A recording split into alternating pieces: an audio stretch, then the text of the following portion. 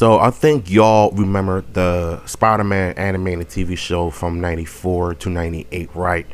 Well, I just got finished watching the whole X-Men 97 series on YouTube, according to some reactors, but the key elements of the TV show was its cameos from Daredevil, Black Panther, Captain America, Iron Man, and of course your friendly neighborhood Spider-Man.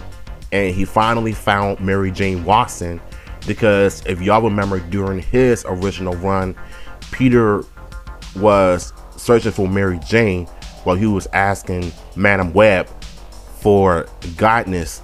But at the end of the series, they were going to continue on to find the real Mary Jane, because in the original version it was just a clone. But the acting in the show was not only crazy, but it gave Peter Parker's original voice actor some of his most iconic lines while finding the Shocker and during the Venom saga, or the Black Suit saga, or whichever you call it. But it was something about this series that really signed things up for future Marvel animated shows that were left in a cliffhanger or got canceled during the 90s, because we've seen a lot of cameos from Mr. Fantastic, the Incredible Hulk, among others. So thank God for X-Men 97 that was able to just give us something that they're setting up for season 2, or maybe revive Spider-Man 1998, which the fans would have called it because it makes sense.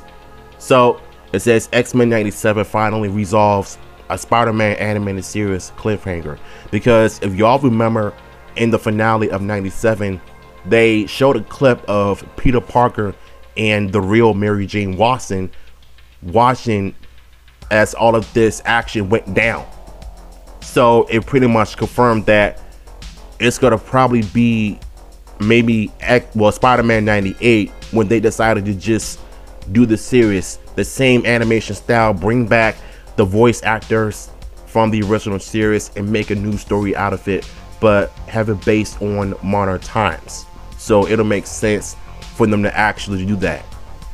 Cameos, they're not just videos that actors do in their living rooms for money. In its excellent first season, the X-Men 97 writers have had a lot of fun giving viewers little views into the Marvel universe behind the X-Machine, a quick glimpse of Spider-Man here, and a conversation between Ro and Captain America there. It's a thrilling old school approach to comic book cameos that signals the scale of what's happening instead of teasing the potential for spin-offs. Those cameos step up big time in a 3-part finale as the human machine Hyper Bastion plunged the world into chaos.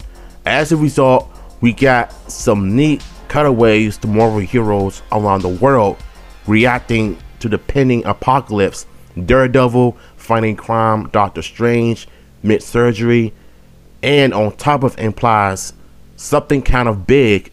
Take a look at these two, which we're talking about right here, is Peter Parker and Mary Jane, and you can see Flash behind them just staring at the TV.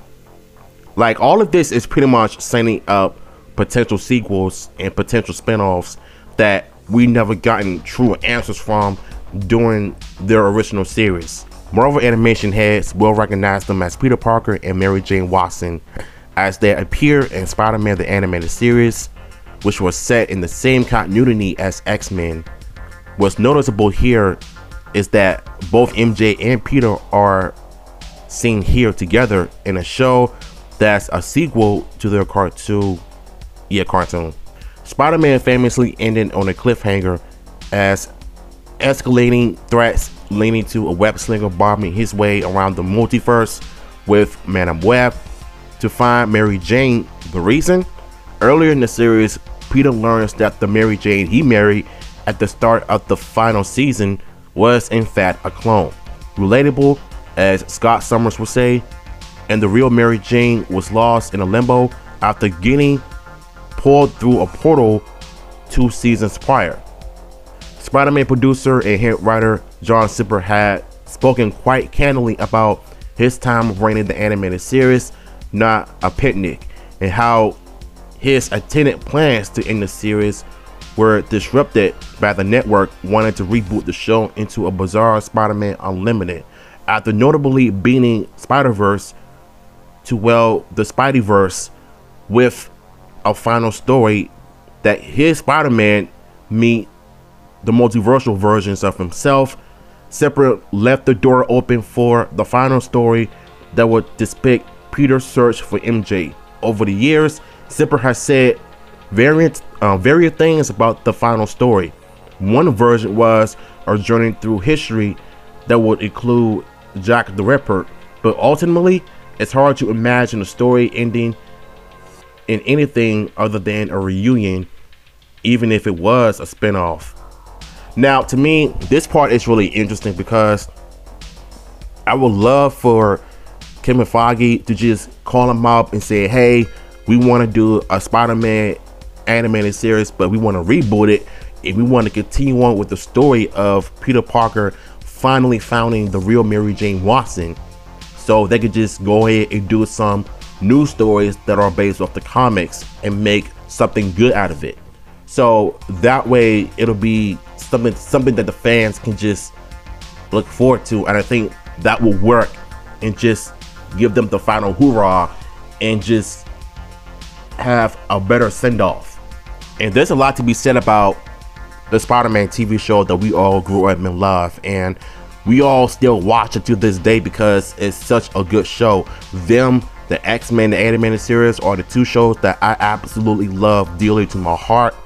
But it wouldn't hurt for them to actually just go ahead and do Spider-Man 98, because that is where the original show ended, and they could just continue on, have the show based on around 1998, or you could just have it based on modern times with new stories.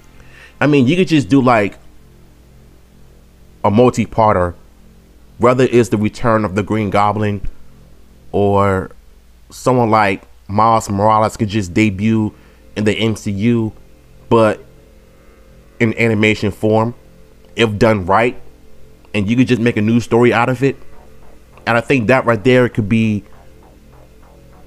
crazy if they did something like that.